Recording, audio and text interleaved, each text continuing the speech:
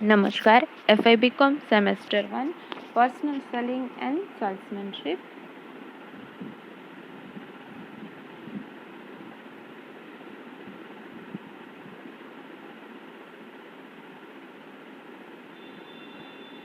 આપણે જાહેરાત વિજ્ઞાપનના લક્ષણો જોયા હતા. હવે જાહેરાત વિજ્ઞાપનના હેતુ વિશે ચર્ચા કરીએ. તો સૌપ્રથમ તો સામાન્ય જાહેરાત વેચાણ છે એ અભિવૃદ્ધિના હેતુસર જ થાય છે. સામાન્ય રીતે કોઈ પણ જાહેરાત થતી હોય તો એ વેચાણ વધારવા માટે જ એની જાહેરાત થતી હશે.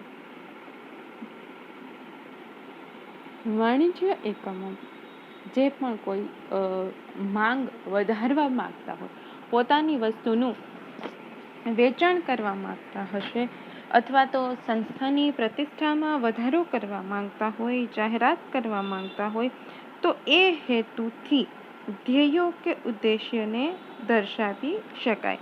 જેમ કે માહિતી પ્રસારણ, પછી ગ્રાહકોને માહિતગાર કરવા, સંભવિત ગ્રાહકો ગોતવા, હવે એમને વસ્તુ ખરીદવા અંગે પ્રેરણા આપવી, માંગનું સર્જન કરવું, પછી હરીફાઈમાં ટકી રહેવું, વેચાણ અંગેના લક્ષ્યાંકો સિદ્ધ કરવા, સેલ્સમેનને સહાયક થવું અને સામાજિક કલ્યાણ અને સમાજને ઉપયોગી થવા માટેના અન્ય હેતુઓ. તો સૌપ્રથમ તો માહિતી પ્રસારણ એટલે કે માલ કે સેવા વિશે અથવા તો જે સંસ્થા જે રીતે કામ કરે છે એ વિવિધ માહિતી લોકો સુધી પહોંચાડવા માટે, સમાજ સુધી પહોંચાડવા માટે જાહેરાતની આવશ્યકતા પડે જ છે. કેમ કે જાહેરાતના જ અલગ અલગ માધ્યમોથી, જાહેરાતના ઘણા બધા માધ્યમ છે. વર્તમાનપત્ર છે, સામાયિકો છે, પછી ટીવી છે જે સૌથી અગત્યનું ને અસરકારક માધ્યમ કહી શકાય, હોર્ડિંગ્સ છે, અલગ અલગ પ્રકારના પત્રિકાઓ છે. તો આ બધી બાબતને કારણે સેલ્સમેન દ્વારા જાહેરાત થતી જ હોય છે.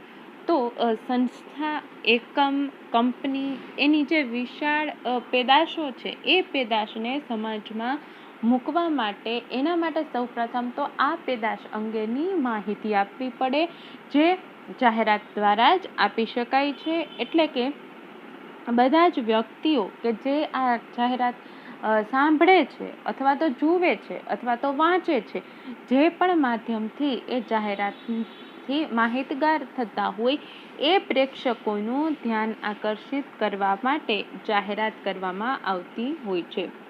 તો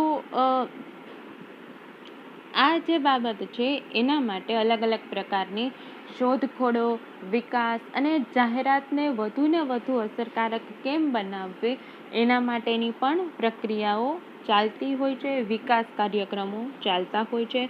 તો માહિતી પ્રસારણ કરવા માટે મોટા મોટા એકમોમાં જે રિસર્ચ એન્ડ ડેવલપમેન્ટ ડિપાર્ટમેન્ટ છે એમાં જ એક અલગ જાહેરાતને કઈ રીતે અસરકારક બનાવવું એ કામ થતું હોય છે. અને હવે તો ધીમે ધીમે ઘણી બધી એકમ કે સંસ્થા માત્ર એ એડવર્ટાઇઝ બનાવતી હોય, તો એડવર્ટાઇઝનું કામ કરતી હોય અને એ કોન્ટ્રાક્ટ લઈ અને વિવિધ કંપનીઓની એડવર્ટાઇઝમેન્ટ બનાવી આપતી હોય અને અસરકારક એડવર્ટાઇઝમેન્ટ બનાવી આપતી હોય. એટલે એ માહિતી પ્રસારણ જેમ વધુ થાય એની શોધખોળો, વિકાસ અને કાર્યક્રમનું કામ થતું હોય છે.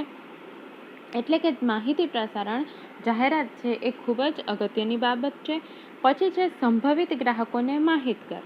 હવે સંભવિત ગ્રાહકોને માહિતગાર કરે તો એના પહેલા એને ઉપયોગી માહિતી કેટલા અંશે લોકો સુધી પહોંચાડવી, અને એનાથી વધુ અગત્યની વાત છે કે યોગ્ય વ્યક્તિને યોગ્ય સમયે એ માહિતી પહોંચાડવી જોઈએ. અને એ પણ બાબત જોઈએ કે એમાં એટલો ખર્ચો પણ ન થતો હોવો જોઈએ. એટલે કે તમારા વેચાણને, તમારા નફાને અનુકૂળ થતો હોય એટલો જ ખર્ચો થતો હોવો જોઈએ.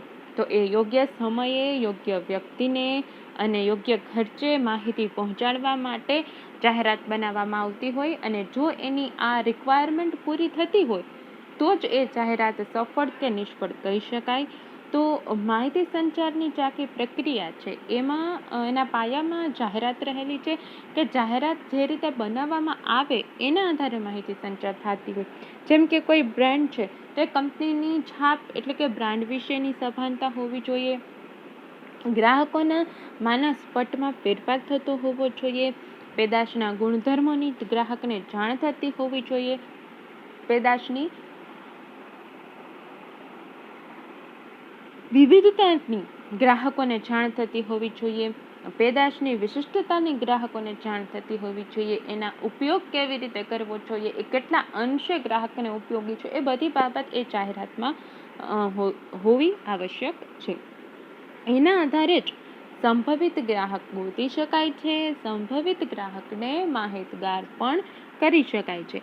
તો જાહેરાતનું માત્ર પ્રસારણ કરવાથી કાર્ય પૂરું નથી થતું, પણ એની સાથે સાથે જાહેરાતમાં જે માહિતી હોય એ આવશ્યક માહિતી એમાં હોવી જરૂરી છે.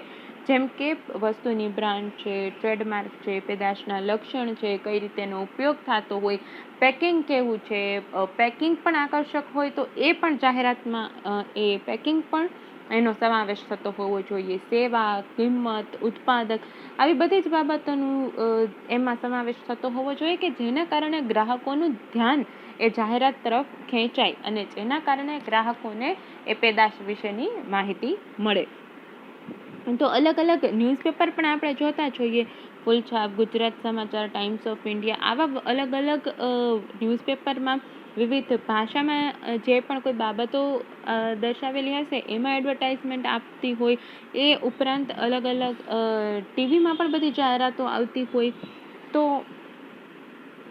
અલગ અલગ માધ્યમ દ્વારા આ પ્રકારની આકર્ષક જાહેરાતો, ટીવીમાં ઘણી બધી એવી બધી જાહેરાત આવતી હોય કે માત્ર અમુક સેકન્ડની જ જાહેરાત આવતી હોય, પરંતુ એ જાહેરાતમાં એ જે પ્રોડક્ટ હશે, વસ્તુ હશે, એના સંપૂર્ણ ગુણધર્મ, કિંમત, આ બધી જ બાબત એ લોકો દર્શાવતા હોય છે અને એનો ઉપયોગ અને ઉપયોગથી શું ફાયદા થતા હોય છે આ બધી બાબત પણ દર્શાવતા હોય, જેના કારણે ઓછા સમયમાં જે ઓડિયો વિઝ્યુઅલ માધ્યમથી એ જાહેરાત ગ્રાહકો સુધી પહોંચાડતા હોય અને ગ્રાહકોને માહિતી મળી શકે. સાનુકૂળ વલણ પ્રગટાવવા. જેટલા પણ સંભવિત ગ્રાહકો છે કે જે માલ કે સેવા એકમ પાસેથી ખરીદતા હોય અથવા તો જાહેરાત જોઈને માલ કે સેવા એકમ પાસેથી હવે ખરીદશે તો એના માટે જાહેરાત બહાર પાડવામાં આવે છે. એટલે કે ગ્રાહકને માત્ર માહિતગાર કરવાના હેતુ જેટલો જ મર્યાદિત નથી, પરંતુ એની સાથે સાથે માહિતગાર કર્યા પછી હવે સંભવિત ગ્રાહકને પોતાના એકમની પેદાશ તરફ વાળવા અથવા તો કે ગ્રાહક પોતાની એકમની વસ્તુ ખરીદે એ માટે જાહેરાતનું મુખ્ય ઉદ્દેશ્ય હોય છે.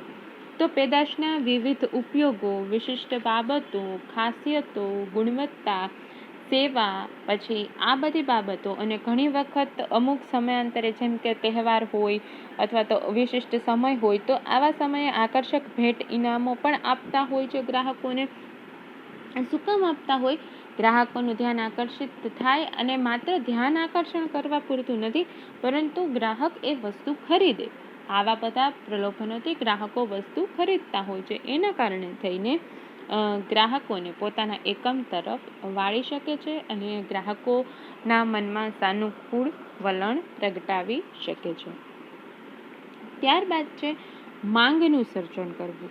તો માંગનું સર્જન એ પ્રાથમિક રીતે માંગનું સર્જન કરવું જાહેરાતનું કામ છે.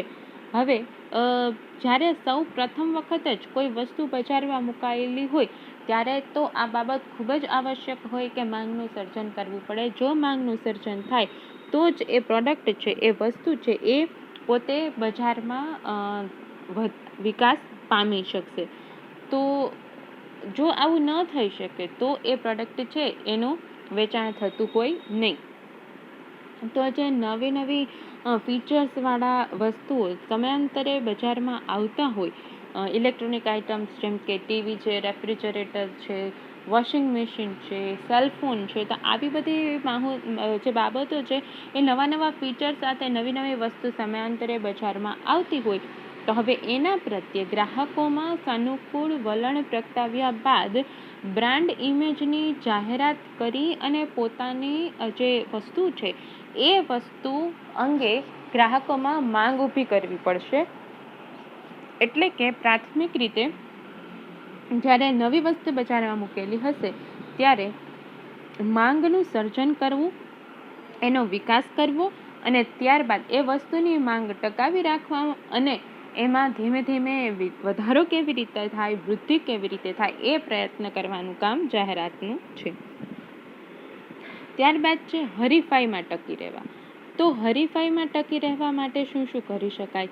કારણ કે અત્યારનો સમય છે ગળાકાપ હરીફાઈનો છે. કોઈ પણ પેઢી જે પણ વસ્તુનું વેચાણ કરતા હોય તો બજારમાં અવશ્ય એનો કોઈને કોઈ હરીફ તો હોય જ. તો માંગનું સર્જન કરવું, એની જાળવણી કરવી, એમાં વધારો કરવો, વૃદ્ધિ કરવી અને સતત એની માંગ બજારમાં ચાલુ રાખવી અને એની સાથે સ્પર્ધામાં પણ ટકી રહેવું. તો એ બધી બાબત ધ્યાન રાખીને જાહેરાત કરવી ખૂબ અગત્યની છે. કારણ કે સ્પર્ધામાં ટકી રહેવા માટે કોઈ પણ એકમે સતત પ્રયત્ન કરતા રહેવા પડતા હોય અને જો એ ન કરી શકે તો એ બજારમાંથી બહાર ફેંકાઈ જાય એવી પરિસ્થિતિ આવી ગઈ છે.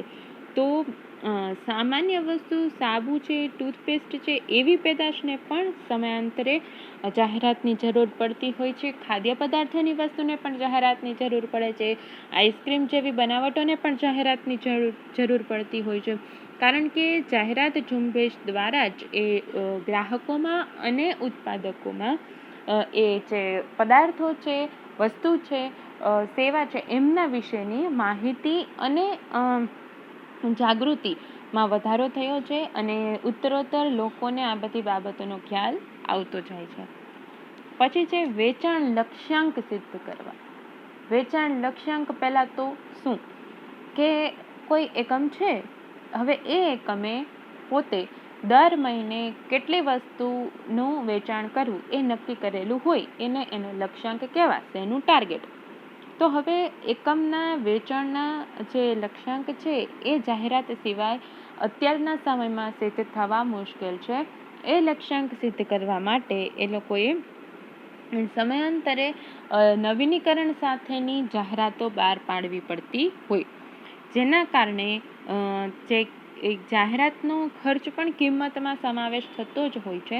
એટલે કે એના આધારે કિંમત નક્કી થાય છે. પેદાશના એકમની દ્રષ્ટિએ જો એને વેચાણ વધારવું હોય તો એ વેચાણ વધારવા માટે જાહેરાત કરવી આવશ્યક છે. જાહેરાત ઉપરાંત પણ અનેક પરિબળો અસર કરતા હોય છે, પરંતુ જાહેરાતથી ઘણું બધું વેચાણ એનું વધી શકે છે, વેચાણમાં વૃદ્ધિ આવી શકે છે.